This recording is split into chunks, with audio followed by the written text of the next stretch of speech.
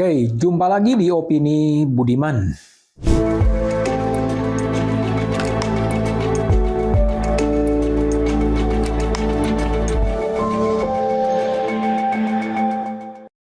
Kita sekarang berbicara soal TNI.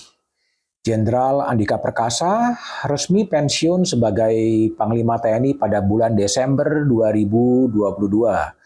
Posisinya seperti sudah diduga digantikan oleh Laksamana Yudo Margono yang sebelumnya adalah Kepala Staf TNI Angkatan Laut.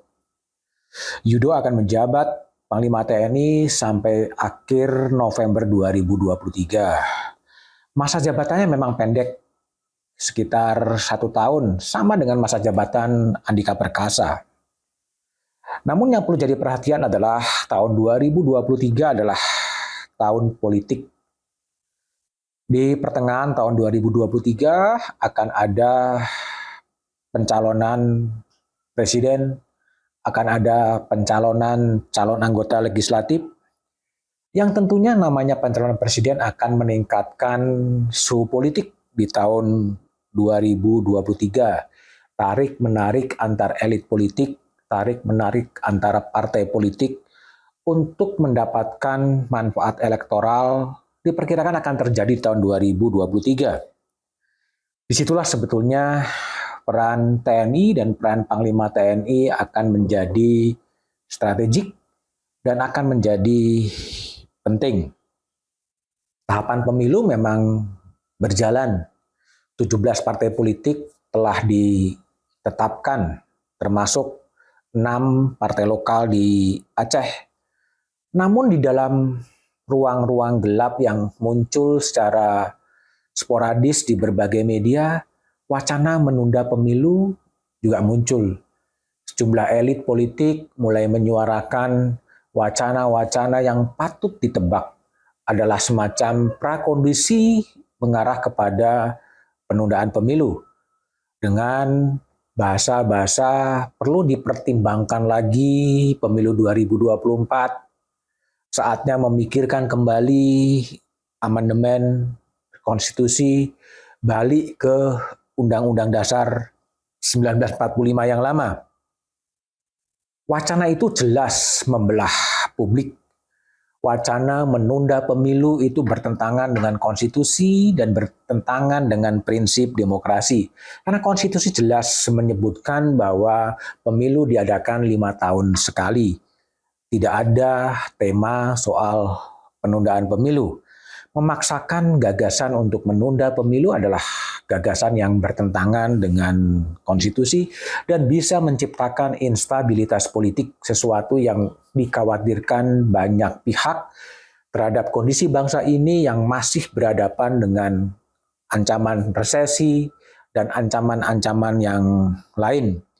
Dalam situasi seperti inilah kembali posisi TNI dan Polri akan menjadi sangat penting di tengah pembelahan-pembelahan pendapat di tengah masyarakat.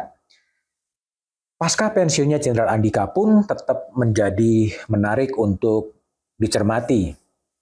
Pertanyaan pertama adalah kemana Jenderal Andika akan pergi setelah meninggalkan posisi sebagai Panglima TNI. Menantu Abdul Mahmud Hendro Priyono ini memang pernah disebut oleh Partai Nasdem sebagai salah satu dari 3 bakal calon presiden. Anies Baswedan, Ganjar Pranowo, dan Andika Perkasa. Namun kemudian Nasdem memutuskan Anies Baswedan sebagai bakal calon presiden.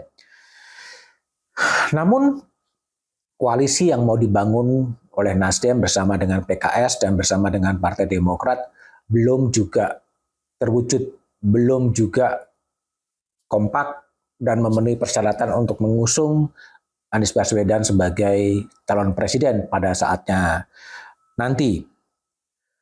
Nama Andika dalam posisi seperti itu bisa saja muncul. Bisa saja nama Andika kemudian masuk dalam bursa calon wakil presiden bersama dengan bursa-bursa yang lain. Apakah itu kemudian Erick Thohir, apakah itu kemudian Sandiaga Uno, apakah itu Ridwan Kamil, apakah itu Agus Harimurti Yudhoyono. Memang perlu ada percepatan untuk meningkatkan popularitas Andika Perkasa dalam panggung politik. Memang politik Indonesia itu begitu dinamis, begitu cepat berubah, sebelum kemudian partai politik atau gabungan partai politik itu resmi mencalonkan siapa yang akan menjadi calon presiden atau bakal calon wakil presiden ke KPU nanti pada bulan November. Di menit-menit terakhir semuanya segera bisa berubah. Hal yang kedua setelah Andika Perkasa pensiun adalah bagaimana Laksamana Yudho Margono menjalankan fungsi dan mengendalikan TNI tetap solid agar TNI betul-betul netral secara politik. Karena Laksamana Yudho akan pensiun pada November 2023 atau sekitar 3 atau 4 bulan menjelang pemilu Februari 2024. Beberapa langkah harus diambil termasuk segera menetapkan siapa pengganti Yudho Margono sebagai Kepala Staf TNI Angkatan Laut. Itu harus segera diisi. Dan juga pemerintah juga perlu memikirkan siapa Panglima TNI pada November 2023 setelah Yudho Margono kemudian juga akan pensiun. Posisi itu menjadi sangat penting untuk tetap menjaga stabilitas politik Indonesia, menjaga konstitusi dan juga menjaga demokrasi.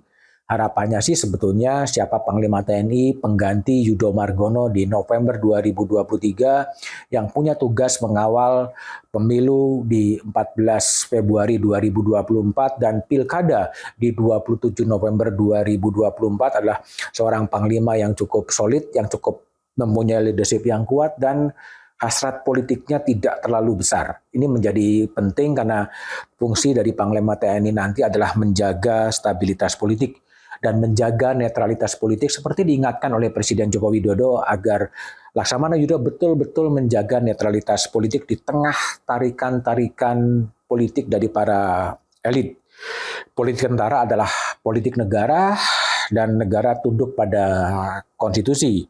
Selain menjaga stabilitas politik adalah bagaimana kemudian Panglima TNI tetap bisa menjaga situasi berbangsa menuju 14 Februari 2024 dan menuju juga 20 Oktober 2024 saat terjadi pergantian presiden dan mengawal proses pilkada serentak di seluruh Indonesia kecuali Yogyakarta pada 27 November 2024. Tantangan-tantangan itu di depan mata yang harus dipersiapkan sebaik mungkin sehingga regenerasi dalam tubuh TNI bisa berjalan dan bangsa ini tetap mempunyai politik yang stabil.